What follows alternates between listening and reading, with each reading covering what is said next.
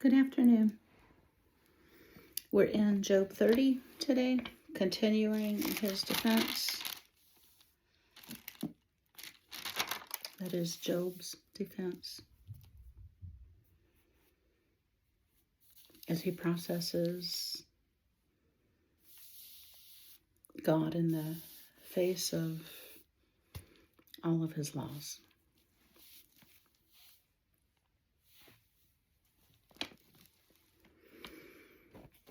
But now they mock at me, men younger than I, whose fathers I disdained to put with the dogs of my flock. Indeed, what profit is the strength of their hands to me? Their vigor is perished, they are gaunt from want and famine, fleeing late to the wilderness, desolate and waste. They pluck mallow by the bushes and broom tree roots for their food. They were driven out from among men, they shouted at them as at a thief. They had to live in the clefts of the valleys and the caves of the earth and the rocks. And among the bushes they brayed, and under the nettles they nestled. They were sons of fools, sons of vile men. They were scourged from the land.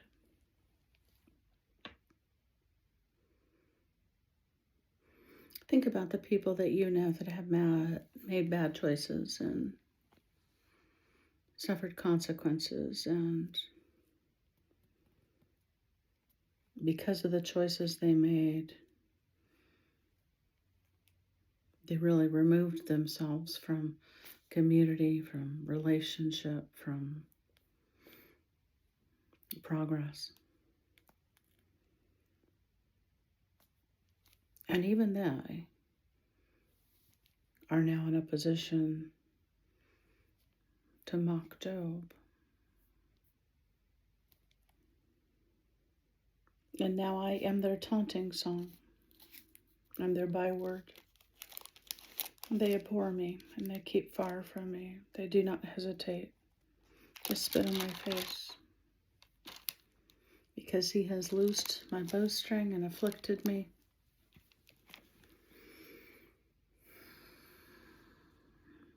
Interesting language. Loosed my bowstring. That thing that held me together doesn't hold me together anymore.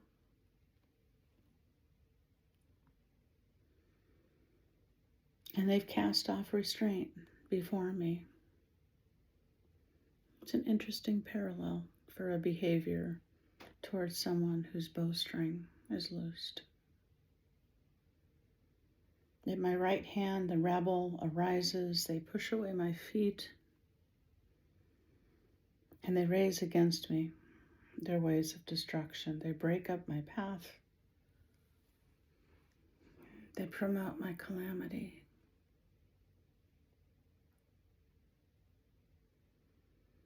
It's really hard for people who have walked towards darkness to now have the ability to make Job's road harder. I'm sure for any of you that have been abused, you understand.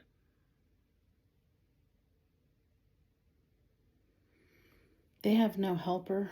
They come as broad breakers under the ruinous storm. They roll along. And terrors are turned upon me.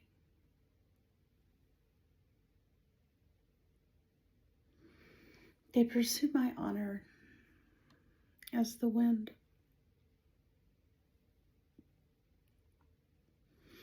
And my prosperity is past like a cloud.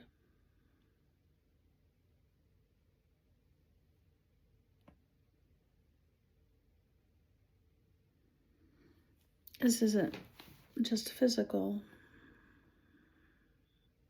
It's also spiritual loss. And now my soul is poured out because of my plight. The days of affliction take hold of me, my bones are pierced in me in the night, and my gnawing pains take no rest. By great force my garment is disfigured, it binds me about as the collar of my coat. He has cast me into the mire, and I have become like dust and ashes. That's rough space.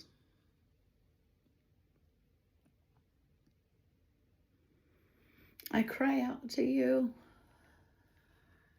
but you do not answer me. I stand up and you regard me, but you have become cruel to me. With the strength of your hand, you oppose me. You lift me to the wind and cause me to ride on it. You spoil my success.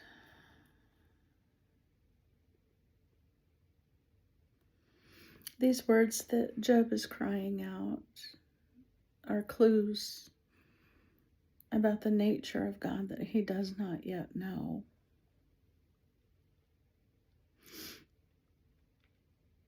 It's an interesting comparison to Psalm 22. For I know that you will bring me to death, and to the house appointed for all living.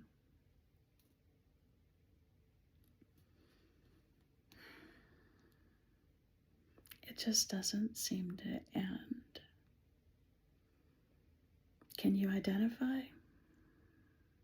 It just goes on and on and on.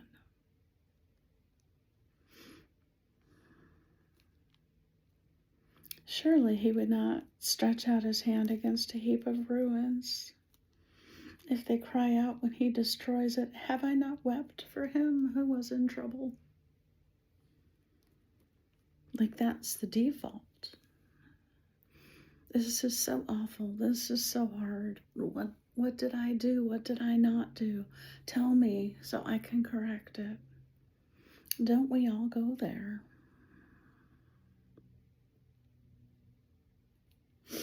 Has not my soul grieved for the poor?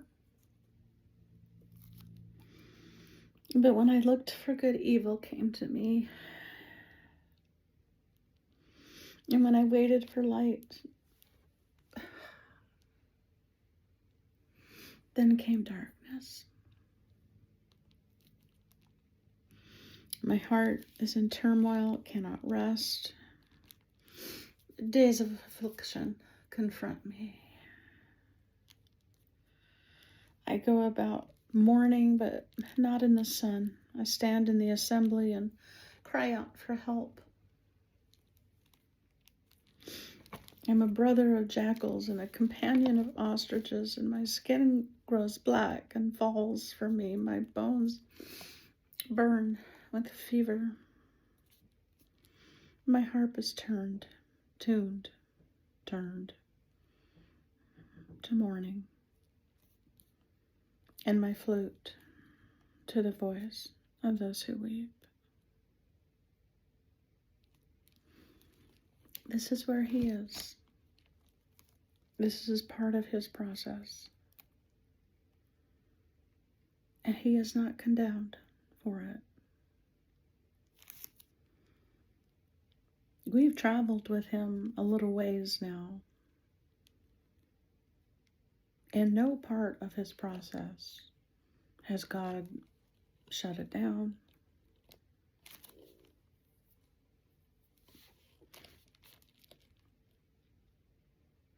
Or changed because of it.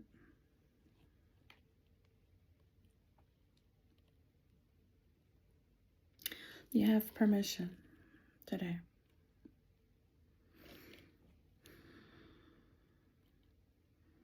To examine where you were before it all started. To count the cost of where you are now, everything that's been lost.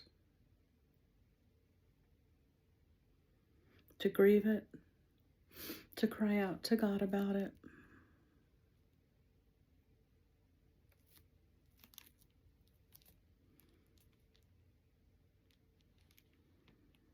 To use the language that others might understand